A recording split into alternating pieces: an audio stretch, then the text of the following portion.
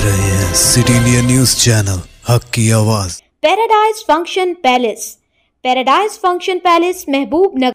Telangana अक़लियती हिमायती corporation chairman Ubaidullah कोतवाल और vice chairman and managing director A Kanti Wesley की निगरानी में DGMFC हेड ऑफिस में तमाम ज़िलाई अक़लियती बहबूद अफसरान के साथ वीडियो कॉन्फ्रेंस मुनक़िद की गई ताकि हुकूमत की जानिब से शुरू की गई नई स्कीमात राजीव युवा विकासम और इंदिरम्मा महिला शक्ति पर तबादला ख्याल किया जा सके।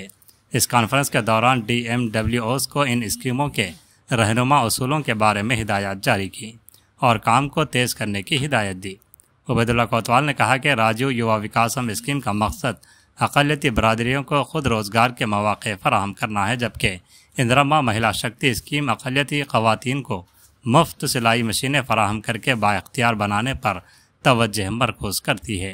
DGMFC इन स्कीमों के कामयाब निफाज को यकीनी बनाने के लिए पुरअज़्म है और ये वीडियो कॉन्फ्रेंस इस मकसद के हुसूल की जानिब एक कदम है।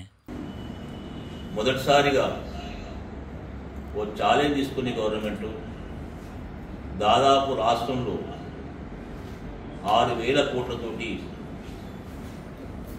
5 లక్షల అన్ఎంప్లాయిడ్ యూత్ గర్ల్స్కు ఎంప్లాయ్మెంట్ ఇవ్వాలనే ఉద్దేశంతో రాజీవ్ యువ వికాస్ అనే కార్యక్రమం తీసుకుంది। ఇది కేవలం పేదల నిర్మూలన కొరకు ప్రధానంగా తెలంగాణ రాష్ట్రం యాసైత లక్ష్యం ఏర్పడిందో ముఖ్యంగా యువతులకు ఉపాధి కల్పన చేసి వారి స్వయం ఉపాధి పొందాలనే ఉద్దేశంతో తీసుకున్న కార్యక్రమం। రేవంత్ రెడ్డి గారు బట్టి గారు పెద్ద ఎక్సైజ్ చేసి ఈ 50,000 లక్షల రూపాయలు సరిపోదు, కనీసం మంత్రికి 4 లక్షల వరకు ఇస్తే బాగుంటుంది, దాన్ని 70, 60, 80% అని చెప్పి సబ్సిడీస్ క్లియర్ చేసి ఈ కార్యక్రమం తీసుకుంటున్నాం। బహుశా అనుకుంటే యావత్ భారతదేశంలోనే ఇది ఒక ప్రత్యేకమైన ప్రోగ్రాం। నా విన్నపం మీతోటి మైనారిటీస్ ఫైనాన్స్ కార్పొరేషన్ గతంలో వివిధ స్కీమ్లు ఇచ్చిన, గతంలో వేరే ప్రోగ్రాం చేసిన ఈ ప్రోగ్రాం తప్పకుండా అట్టడుగు స్థాయిలో ఉన్న యువకులకు ఉంటుందని చెప్పి నమ్మకం।